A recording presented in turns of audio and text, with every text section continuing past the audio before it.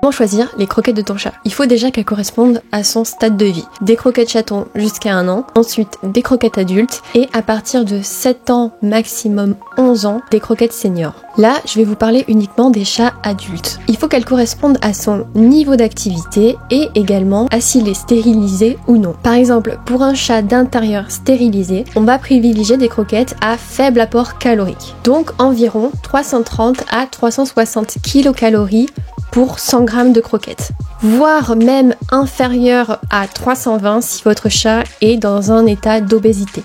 Ensuite, malheureusement, il ne suffit pas de lire l'étiquette et les pourcentages donc de chaque ingrédient, mais il va falloir sortir votre calculatrice. Et pour que ce soit plus simple, je vais vous mettre un petit exemple. J'ai pris la marque de croquettes qui arrive en seconde position du soi-disant Pet Food Score, que je ne vous conseille absolument pas. Ce tableau ne reflète absolument pas la qualité des croquettes. J'ai donc pris les croquettes Atavik poulet. Il faut d'abord vérifier le rapport protido-calorique, c'est-à-dire qu'on divise le pourcentage de protéines par l'énergie qu'apportent les croquettes, donc les kilocalories pour 100 g. On a donc 38 g de protéines sur 380 kilocalories, donc des croquettes très caloriques, pas pour tous les chats. Ce rapport doit être supérieur à 62, voire 83 pour les marques de croquettes dont on ne connaît pas vraiment la qualité.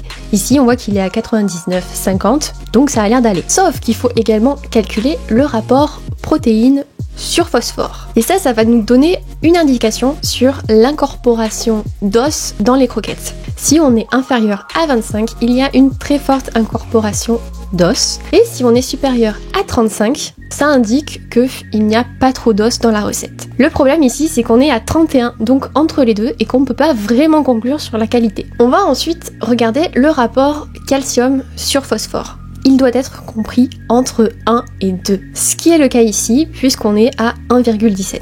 Quand vous regardez le pourcentage de calcium et le pourcentage de phosphore, les marques les plus sérieuses et de qualité auront un taux de calcium et un taux de phosphore plus bas que d'autres marques, ce qui permet de juger également de la qualité. Second problème ici, quand on fait un petit calcul concernant le phosphore, on se rend compte qu'il est à 3 g par mégacalorie, ce qui est pas du tout recommandé pour un chat senior à cause de problèmes rénaux. Donc vraiment, ces croquettes ne sont pas conseillées pour un chat senior. Est-ce qu'on calcule les glucides? On voit la formule passer partout sur internet. Sauf que cette formule ne vous permet pas de calculer les glucides, mais vous permet de calculer en fait l'ENA, l'extractif non azoté. Il va comprendre toutes les erreurs de calcul parce que souvent ces pourcentages sont des estimations. Et également, il ne va pas faire la différence entre fibres et amidon qui sont tous les deux des glucides mais qui n'ont pas du tout les mêmes fonctions et pas du tout les mêmes effets.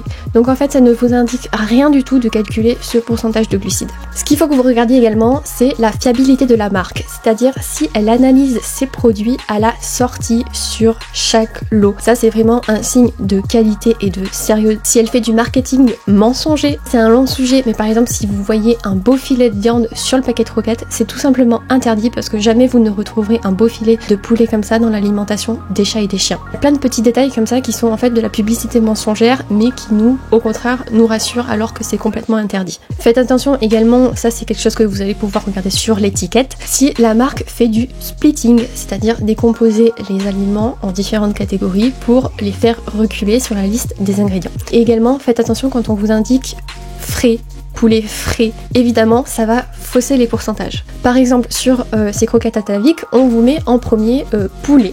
Premier ingrédient, 40%, on se dit waouh, presque la moitié c'est du poulet, sauf que décomposé, on voit que c'est 26% de poulet frais et 14% de poulet déshydraté. Dans du poulet frais, il y a environ 73% d'eau, donc au final on se retrouve avec que 7% de poulet déshydraté. Donc au final, on n'est plus à 41% de poulet, mais 22% de poulet. Et si on regarde la liste ensuite, c'est pois, comme par hasard, on n'a pas le pourcentage, et pommes de terre déshydratées. Et les deux sont des féculents, et regroupés, c'est sûr qu'ils passent au-dessus du poulet. Mais comme c'est splitté, et comme on vous met du poulet frais, et ben ça fausse, et vous voyez en premier ingrédient, poulet.